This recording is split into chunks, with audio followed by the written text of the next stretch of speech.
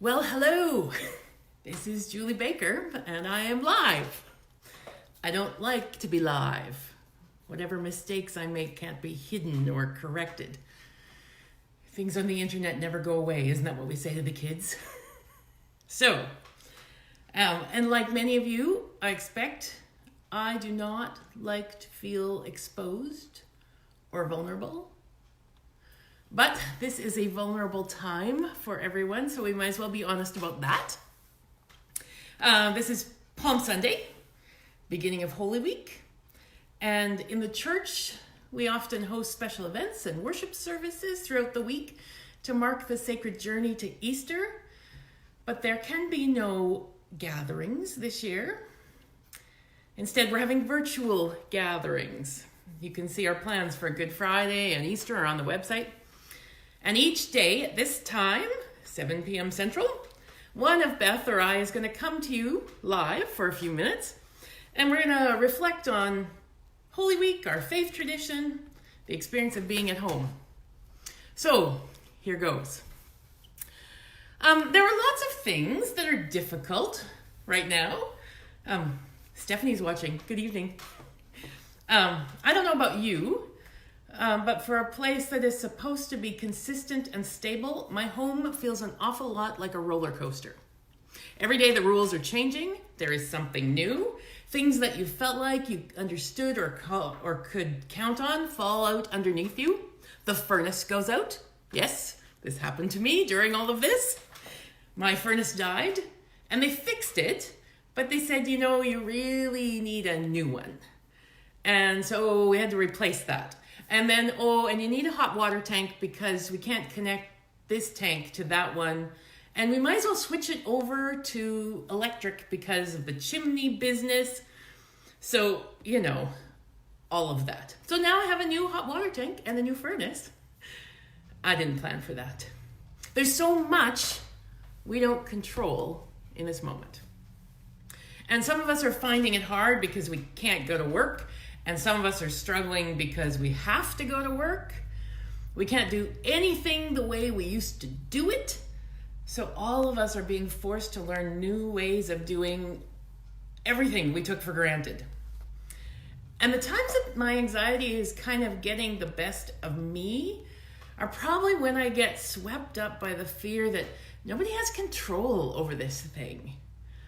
Like, nobody seems to know exactly why and how it is making some people slightly sick, and some people dangerously so, and some people deadly so. Like, how exactly, if it's something that is not alive and cannot move itself, how is it getting from person to person? And how and when and why might I get it? And which reaction am I going to have to it? And it's not like people aren't telling us things. Like breaking an elbow in the midst of the busiest work of your life. Yes. Hello to Whitehorse. Hello to those of you who are saying hello. People are telling us stuff. A lot of things. But that's no help because people are telling us kind of too much stuff. It's impossible to keep up, especially since the instructions change, like daily, maybe more often. And so in moments when things feel like they are out of control, I get overwhelmed, tempted to use my forced confinement as a hiding place. Forget trying to live in this situation. I'm just going to hide underneath my covers till this is all over. But that doesn't make me feel better. I don't think anyone wants me to do a Facebook Live video from my bed. And I'm not sure I want my house to be a hiding place. A safe place, sure, but not one for hiding in. And not a place where I'm stuck and helpless. So then what? So in the Bible, Joshua says, "As for me and my house, we will serve the Lord." It's part of Joshua's farewell address, if you will. Having arrived in the long promised land, not everything is as they thought it would be. Maybe nothing is as they thought, but they've arrived. And Joshua gathers the people and he says, "It has been a long journey for us. We have been through a lot. I've done what I can. So now you choose what comes next. There are plenty of voices around us still calling us different directions.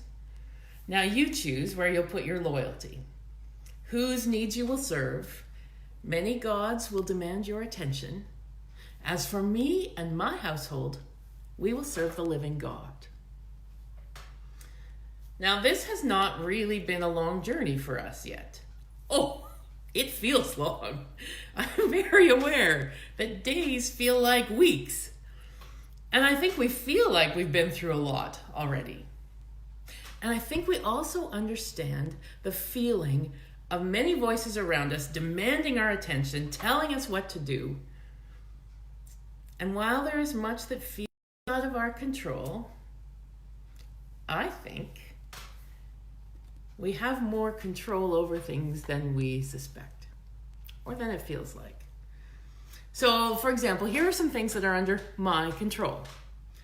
I can control how, when, and how often I wash my hands. I am less good at controlling the touching of my face. But I can control that, and I can control what I actually choose to do, like where I go, what I touch, who I come in contact with. I control what I do in my house.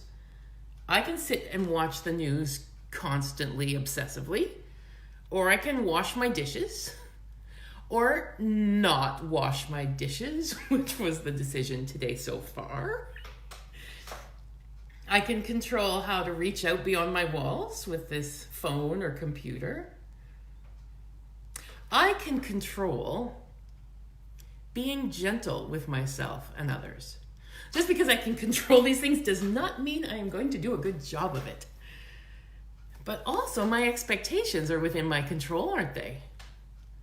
And on those days when I can't come up with a good idea or simply cannot learn one more thing, I could forgive myself for that.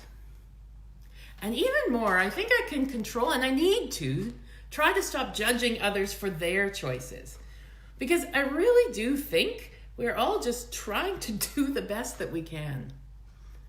And some of the things I am fortunate to be able to have choices about, not everybody does. I can control my breathing. Last night, for example, I was frustrated. I was mad. And someone suggested to me, I will not say who, suggested to me that I breathe. I didn't want to breathe. I wanted to be mad. I wanted to blame other people for being idiots. But really, whose interest was that serving? So eventually I did give in and did the meditative breathing technique, breathing in slowly through the nose. You know, the counting is slowly out through the mouth. In, out. And yes, I had control over that. I can control whose and what interests I am serving. And that is Joshua's point, after all. For we give loyalty to many interests all of the time. We have plenty of gods to choose from. So that's probably the question I need to think most about when I consider my choices at home. What interest is being served by what I am up to? Is it in the interest of fear? Is it in the interest of rest? Is it in the interest of health? Is it in the interest of care and concern, or is it in the interest of anger? And what do I suppose God's interests are right now? I think that is one of the advantages of spending this pandemic at home.